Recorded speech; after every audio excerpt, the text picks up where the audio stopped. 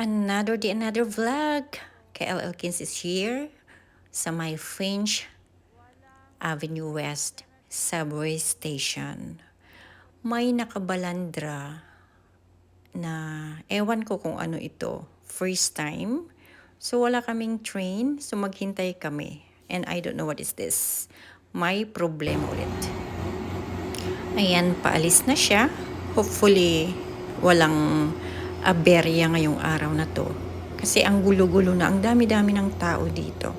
Baka may problema na naman ang mga relays. Kasi frost ngayon, malamig sobra. It's -16.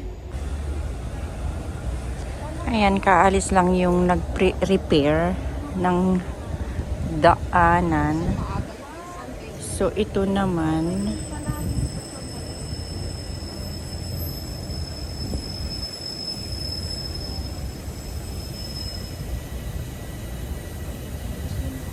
so ano to, titigil din? Titigil din sa Shepherd? Oh my. So anong mangyari?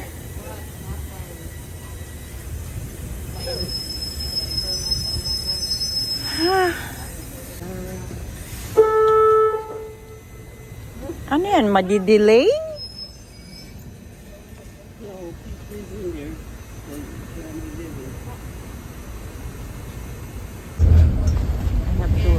No choice.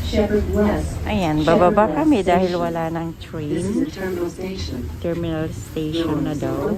So mag-shuttle bus going to the other side. This train is out of service. Oh my gosh.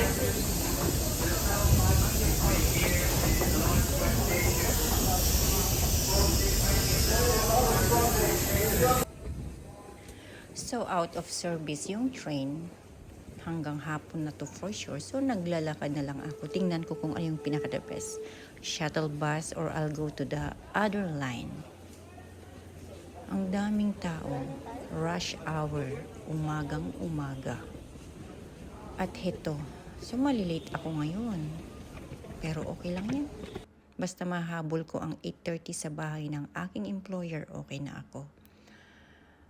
Pero ang ibang tao,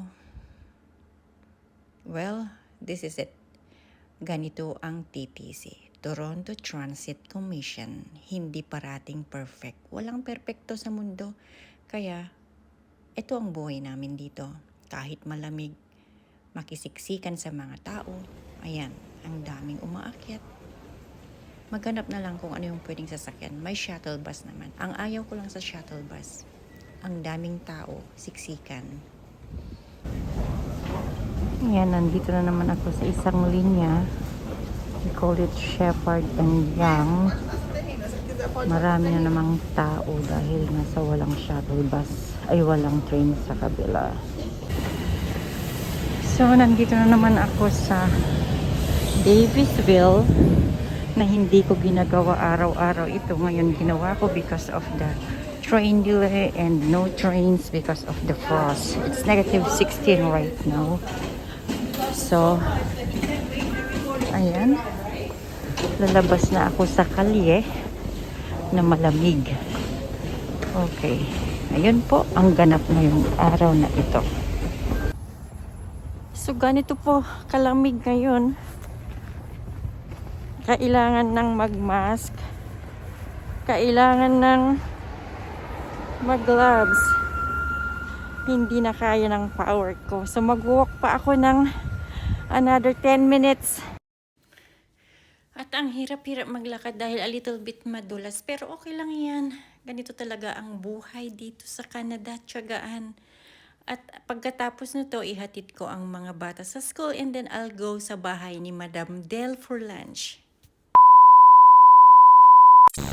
Okay, dito na naman ako sa bahay ni Madam Del. At nagluluto siya ng pansit. Palabok na pansit. Mali ang kanyang na hablot na, tama ba? Hablot na noodles. Pero masarap. Okay na rin yan, Okay malamon. na. Yeah, maubos na. Hindi natin maubos yan. Gusto yan ni Kenzie for sure.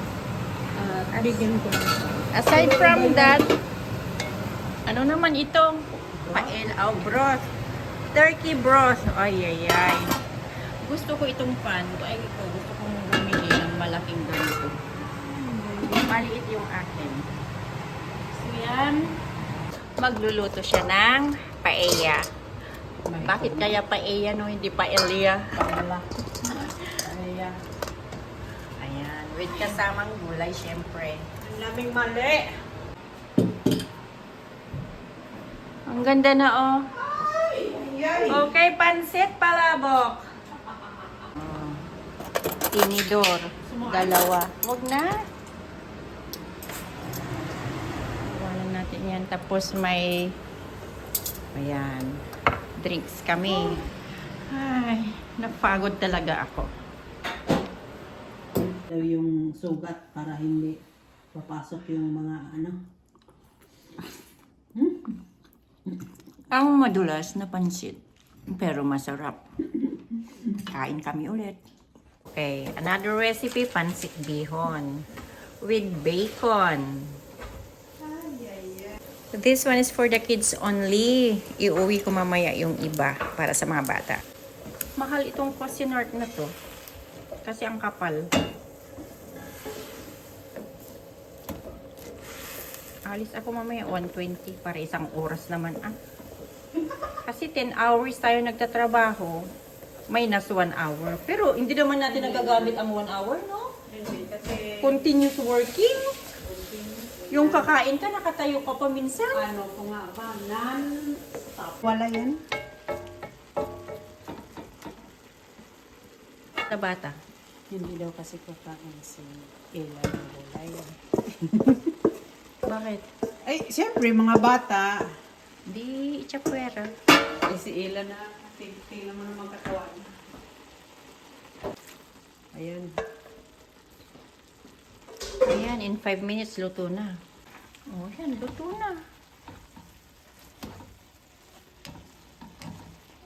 So, para kay Sunny, Sally at Ella. Ella. Kasi nirita ako. Matigas kunti, kaya lagyan ng kunting tubig. Walang karne. Bacon lang. Buhay na!